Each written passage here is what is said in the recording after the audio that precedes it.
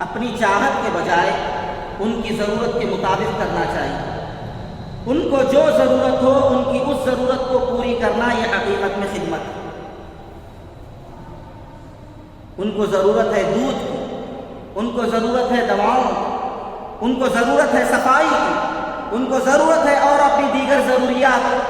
لہذا ہر کوئی وہاں پر جا کر کھانا تقسیم کرے تو ایسی صورت کے اندر صرف ان کے پاس کھانا ہی کھانا جمع ہو جائے گا۔ جو لوگ جس انداز سے بھی وہاں پر کام کر رہے ہیں، جو تنظیمیں وہاں پر کام کر رہی ہیں، سب قابل مبارکباد ہیں، سب کا کام اپنی جگہ پر اہمیت کا حامل ہے، لیکن ان کو جس چیز کی ضرورت ہے اس ضرورت کو پورا کرنا یہ حقیقت میں خدمت ہے۔ لہذا صفائی کرنے کے لیے وہاں پر جانا چاہیے اور نوجوانوں کو تیار ہو کر جا کر ان کے گھروں کی اور ان کے محلوں کی صفائی کرنی چاہیے۔ اسی طریقے سے صرف کھانا دینے کے بجائے ان کی مالی امداد کی جانب بھی توجہ کرنے کی ضرورت ہے۔ اگر ان کے پاس مال ہوگا تو وہ اپنے مال کے ذریعے سے اپنی غذا بھی خرید لیں گے، مال کے ذریعے سے اپنی دوا بھی خرید لیں گے، اپنے پیسے کے ذریعے سے وہ بچوں کا دودھ بھی خرید لیں گے اور وہ اپنی دیگر ضروریات کو اس پیسے کے ذریعے سے پورا کر لیں گے۔ اس لیے نقد رقم کے ذریعے سے امداد کرنے کی کوشش کرنی چاہیے۔ دوسری جانب ایک بات سن کر بڑا افسوس ہو رہا ہے، وہ یہ کہ ایک شخص جس جگہ پر کام کر رہا ہے اگر دوسرا وہاں پر کوئی آ جائے تو اس کو وہاں سے بھگایا جا رہا ہے اور یہ بولا جا رہا ہے کہ یہ ایریا ہمارا ہے، یہ ایریا تمہارا نہیں ہے، ہمارے ایریے میں تم نہیں آ سکتے۔ یاد رکھو یہ پوری کی پوری زمین اللہ کی ہے، اس زمین کے اوپر قبضہ پورا کا پورا اللہ کے بندوں کا ہے۔ جس طرح ایک وزیر اعظم کو اس زمین پر جینے کا اور اختیارات حاصل ہیں، اسی طریقے سے ایک رکشہ چلانے والے کو بھی جینے کا حق حاصل ہے اور اسی طرح خدمات اور تصرفات کا حق حاصل ہے۔ یہاں پر کوئی بڑا کوئی چھوٹا نہیں۔ اللہ کے رسول صلی اللہ علیہ وسلم نے سارے امتیازات کا خاتمہ کر دیا ہے۔ جس کے پاس تقوی زیادہ ہوگا اللہ کی نگاہ میں وہ زیادہ مقبول ہے۔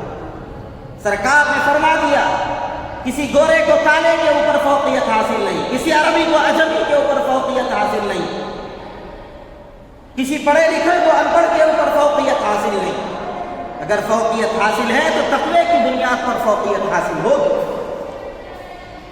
لہذا ایریے تقسیم کر لینا اور یہ کہنا کہ یہ ایریا ہمارا ہے،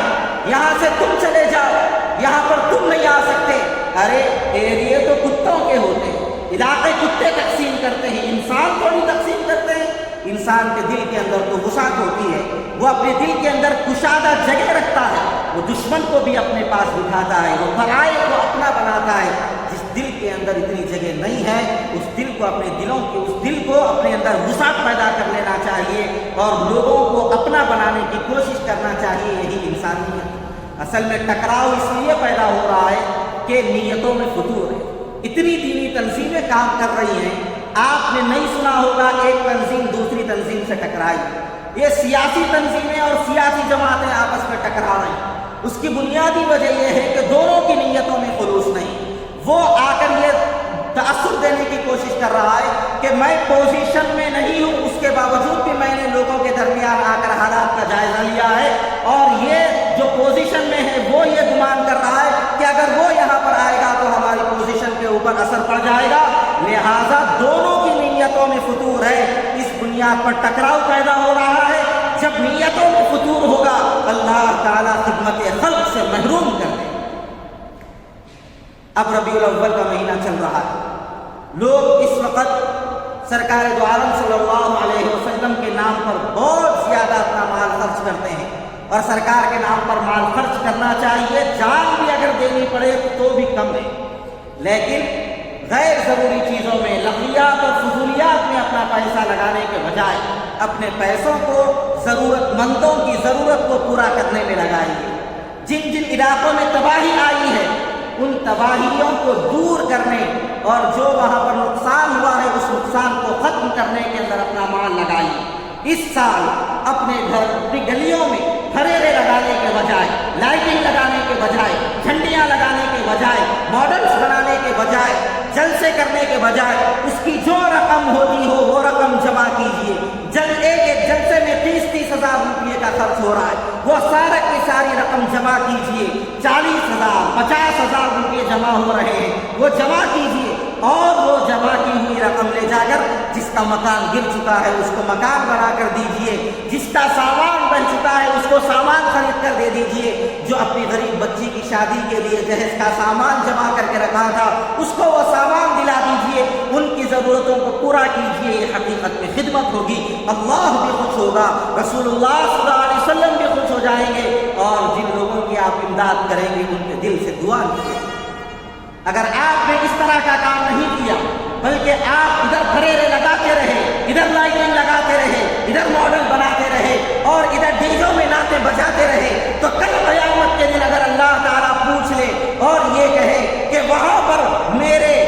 میری مخلوق کو رہنے کے لیے مکانات نہیں تھے، اگر سرکار تمہارا دامن پکڑ لیں اور تم سے یہ سوال کریں کہ میری امت وہاں پر تڑپ رہی تھی، میری امت کو وہاں پر کھانے کے لالے پڑ رہے تھے، میری امت کی رہائش کے لیے وہاں پر صحیح بندوبست نہیں تھا اور تم یہاں پر ڈی جے بجاتے رہے، تم نے یہاں پر قلقلوں میں پیسے ضائع کر دیے، تم نے پھریروں میں پیسے ضائع کر دیے، کل قیامت کے دن رسول اللہ صلی اللہ علیہ وسلم کو کیا جواب دے سکیں گے، کیا منہ دکھا سکیں گے؟ اس لیے کام ایسا کیجئے جس سے اللہ بھی راضی ہو جائے، رسول اللہ بھی راضی ہو جائیں اور سرکار کی امت بھی خوش ہو جائے اور ان کے دل سے آپ کے حق میں دعا نکلے۔ یاد رکھیے اس وقت پھریروں سے